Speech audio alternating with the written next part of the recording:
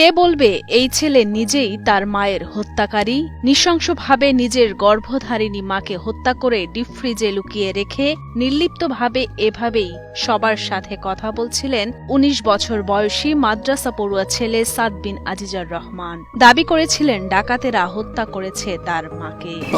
এই বাসা ওই বাসা উপরে সব জায়গায় খুঁজে যখন পাইনি, আমার কি যেন মনে হলো আমি ফ্রিজটা উঠেছিলাম। ফ্রিজ উঠানোর পরে দেখতেছি মা ভিতরে মুখ বাঁধা, হাত পিছনে বেঁধে রাখছিল, মুখও বাঁধা ছিল, গলায় হালকা ফেসের মতো ছিল। ওখান থেকে তো বের করে নিয়ে আমরা হসপিটালে গেছি। তারপর হসপিটালে যে আমাদের আসছিল যে উনি মারা যান নাই, আছে যে করছে আল্লাহ আছে বিচার দিবার। আমাদের আল্লাহ যেন শহীদ মর্যাদা দান করেন, মাকে জান্নাত নসিব। যারা করেছে তাদের শনাক্ত করে আইনের আওতায় আনা হোক।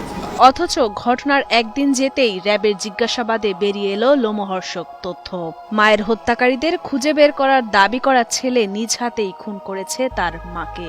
র্যাবের কাছে দেওয়া জবানবন্দিতে তিনি স্বীকার করেন, প্রেমে বাধা আর হাত খরচের টাকা না দেয়ায় পরিকল্পনা মাফিক ঠান্ডা মাথায় নিজের হাতে তার মাকে শ্বাসরোধে হত্যা করেছেন তিনি।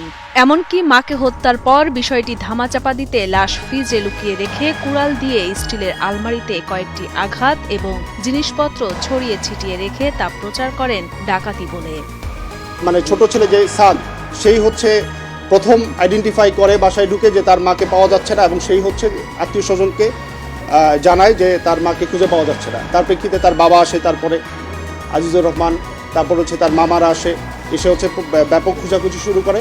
পরবর্তীতে আবার এই ছেলেই, ছোট ছেলে সাদ, সে ডিপ ফ্রিজের ভিতর থেকে হচ্ছে তার মাকে খুঁজে পায় এবং সবাইকে জানায় যে এই জায়গায় আছে। এরপরে হচ্ছে আমরা গতকালকে রাতে হচ্ছে সাদ, তার বাবা আজিজুর রহমান এবং একজন জনৈক ভদ্রলোক জুয়েল রানা প্রামাণিক, এই তিনজনকে হচ্ছে আমরা জিজ্ঞাসাবাদের জন্য নিয়ে আসি এবং জিজ্ঞাসাবাদ শেষে পর্যাপ্ত জিজ্ঞাসাবাদ শেষে সাদ হচ্ছে স্বীকার করে যে সে তার মাকে হত্যা করে। 10ই নভেম্বর দুপুরে বগুড়ার দুপচাঁচিয়া উপজেলা সদরের জয়পুর পাড়ার একটি বাড়িতে ঘটে নির্মম হত্যাকাণ্ড। মূলত মাকে মেরে ফেলার বিষয়টি ধামাচাপা দিতেই ডাকাতির ঘটনা সাজায় ছেলে সাদ। তবে ঘটনার ছায়া তদন্তে নেমে সিসিটিভির ফুটেজ আর সাদের দেয়া বর্ণনায় অমিল খুঁজে পায় র্যাব। তারপরই গত রাতে সাদ সহ তার বাবা ও একজনকে জিজ্ঞাসাবাদের জন্য নেওয়া হয়।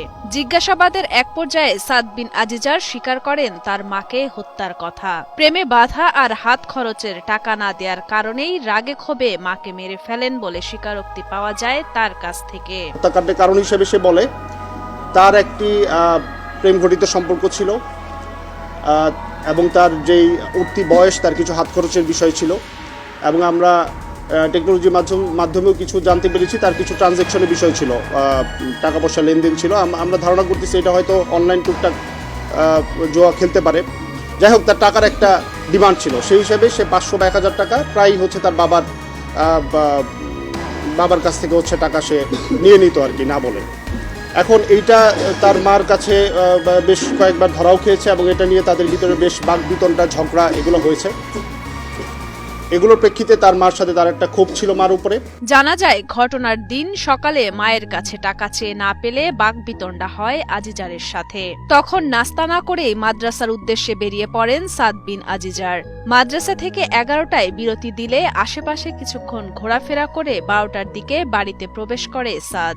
বাড়িতে মাকে একা পেয়ে সুযোগ বুঝে পেছন থেকে মাকে জাপটে ধরে নাক মুখ চেপে ধরে শ্বাসরোধ করে হত্যা করে সাদ বিন আজিজার। তারপর ওড়না দিয়ে তার মায়ের হাত পা বেঁধে বাসার ডিপ ফ্রিজে লুকিয়ে রাখে।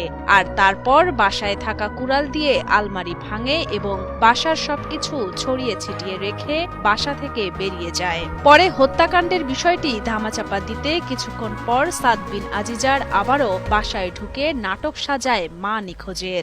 11টার দিকে যখন বিরতি দেয়, মাঝখানে যে বিরতিটা, সেখানে হচ্ছে সে মাদ্রাসা থেকে চলে এসে আশেপাশে ঘোরাফেরা করে এবং 12টার দিকে হচ্ছে সে বাসায় ঢুকে নিজের যে চাবি, ওই চাবি খুলে ঢুকে হচ্ছে দেখতে পায় তার মা হচ্ছে বটি দিয়ে সবজি কাটাকুটি করতেছে, এবং আমরাও ঘটনাস্থল পরিদর্শন করে দেখেছি যে উনি দুপুরে রান্নার প্রস্তুতি নিচ্ছিলেন। তো তখন হচ্ছে সে ঢুকে তার মাকে পিছন থেকে জাপটে ধরে হচ্ছে নাক এবং মুখ চেপে ধরে, এর ফলে শ্বাসরোধে ভদ্রমহিলা মারা যান। তারপরে সে হচ্ছে এটা হাত পা বেঁধে, ওড়না দিয়ে হাত পা বেঁধে হচ্ছে ওই ডিপ ফ্রিজের ভিতরে লুকিয়ে রাখে। তখন সে কি কর্তব্য বিমূঢ় হয়ে যায় যে আমি এখন কি করব। তখন হচ্ছে সে আবার বাসা থেকে বেরিয়ে যায়। বেরিয়ে যাওয়ার পরে হচ্ছে সে আবার বাসায় ঢুকে হচ্ছে তার মাকে খুঁজে পাওয়া যাচ্ছে না। এবং তারপরে হচ্ছে সেই যে নাটকটা আর কি, যে আত্মীয় স্বজনকে কল দিয়ে যে আমার মাকে খুঁজে পাওয়া যাচ্ছে না, বাসায় এরকম ভাঙচুর হয়েছে, এখানে ডাকাতি হয়েছে বা ডাকাতি প্রচেষ্টা হয়েছে, এই পুরো নাটকটা হচ্ছে সে সাজায়। নিহত উম্মে সালমা ও মাওলানা আজিজার রহমান দম্পতির 2 ছেলে ও 1 মেয়ে। তাদের মধ্যে বড় ছেলে ও মেয়ে থাকেন ঢাকায়, আর ছোট ছেলে সাদ বিন আজিজারকে নিয়ে বগুড়ায় বসবাস করতেন এই দম্পতি।